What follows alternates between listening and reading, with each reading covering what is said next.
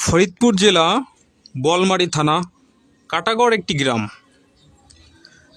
এখানে দেওয়ান সাগির শাহ মাঝার আছে একটি। আনুমানিক 4 থেকে 500 বছর আগের থেকে এখানে মেলা হয় দেওয়ান সাগির শাহর। প্রতি বছর 26শে মার্চ ঐতিহ্যবাহী কাটাগড় মেলা অনুষ্ঠিত হয়।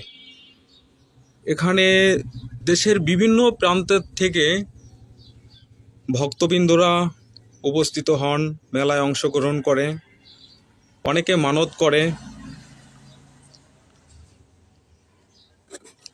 এখানে একটি বট গাছ আছে। এই বট গাছটাও 400 থেকে 500 বছর আগের বট গাছ। বট গাছটা এখনও আছে সেইভাবে, অনেক বড়, অনেক মোটা। তো এখানে দেওয়ান সাগির শাহর মেলা হয়, ঐতিহ্যবাহী কাটাগড় মেলা।